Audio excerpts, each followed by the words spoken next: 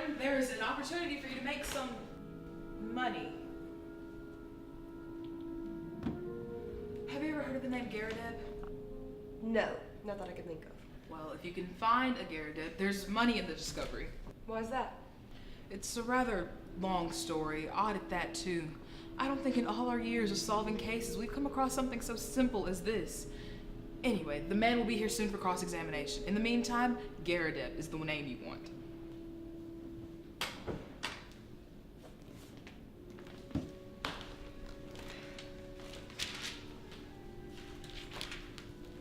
Here it is. There you are. Name Garrideb. Garrideb, in 136 Little Rider Street West. I'm sorry to shatter your dreams, but that's the man that's here for cross-examination. This is the address that was on the letter that was sent here. We need another fellow with the same name to match that one. Here's one with a different initial. John Garrideb, Counselor at Law, Moorville, Kansas, USA. I'm sorry again, my friend, but this man is also in the situation at hand. I didn't expect to see him today, though, but he's in a great mood to tell me a great deal about what we need to know. Holmes.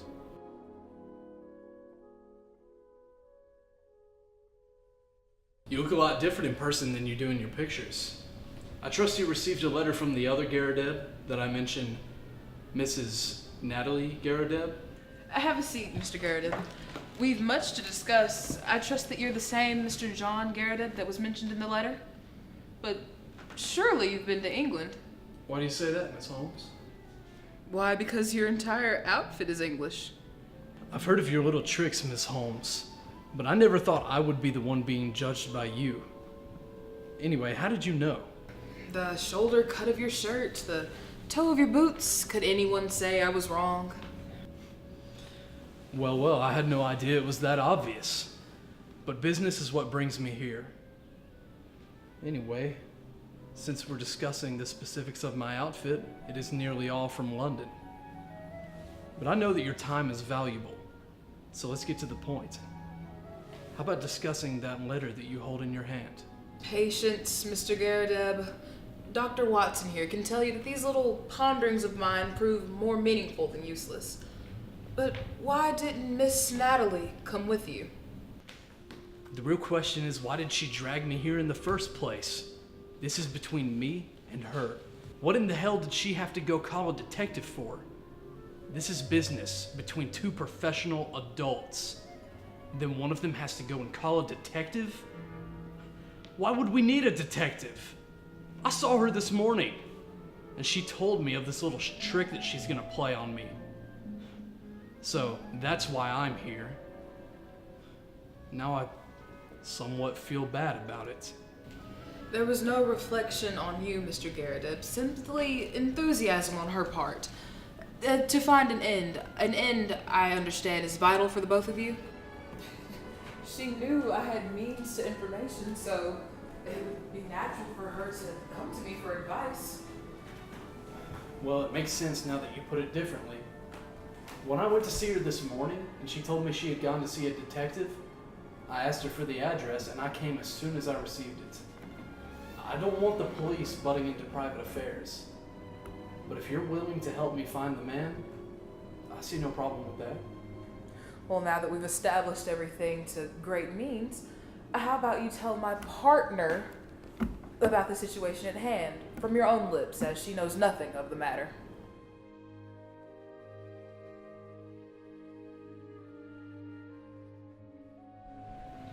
Up some years, Watson.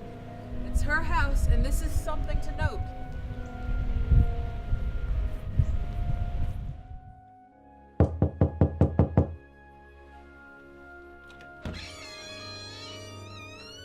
Hello, ladies.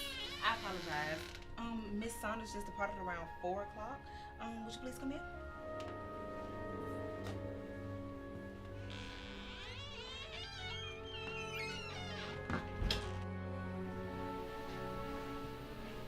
You'll find a seat right here, Miss Holmes.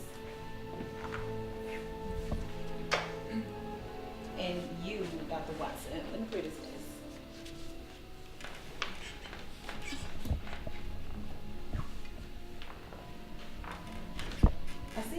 is my very little interest in life.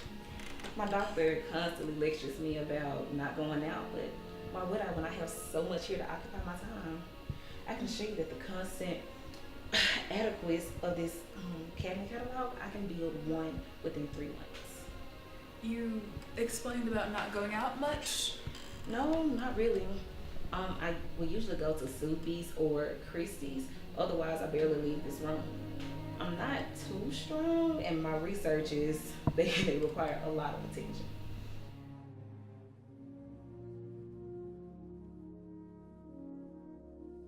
And so our problem comes to a close. I suspect that you have a solution in mind? I can make neither heads nor tails of it. The head is clear and the tail will probably show itself tomorrow. Did you notice anything strange about the advertisement? Yes. I saw that the word plow was misspelled. You noticed that too. Watson, you improve every day. Yes, it was bad English, but good American. The printers had it out and received it as so. Then the Buckwards, those are American also. Then the artesian wells, those are more common with them than with us. Yes, that was an American advertisement purporting itself as English. Now what can you think about that? I could see nothing else than it was the American lawyer who put it in. But what could he have been trying to accomplish by that remains a mystery. Well, there are many different interpretations. I suppose he wanted to get this turtle out of his shell by sending him to Birmingham. Well, it was obvious that he was going on a wild goose chase, and I could have told him, but it was probably best to let him go.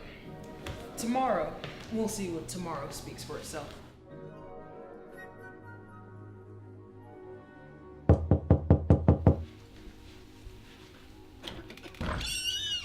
Oh, hello.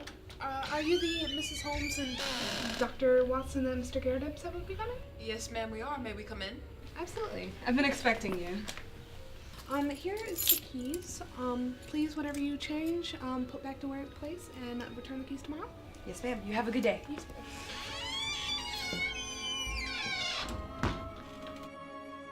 He wanted to get our amiable friend out of the way. That's clear, and as the collector never left, there's obviously some planning on his part. The whole story of the Garridebs is probably some facade to get the main person out of the way for something far more sinister. I'll admit the queer name of our tenant probably did give him an opening he didn't expect, but he did plot with remarkable cunning. But what could he have wanted? Well, that's what we're here to find out. At first, I didn't think it had anything to do with our client, more with the man that he murdered, his confederate in crime. I thought that maybe he had something in his collection far more valuable than what he thought, something that would have caught the eye of a big criminal. But that Roger Prescott inhabited these halls points to something much more sinister. Well, Watson, we can possess our souls with patience and see what the hour lies.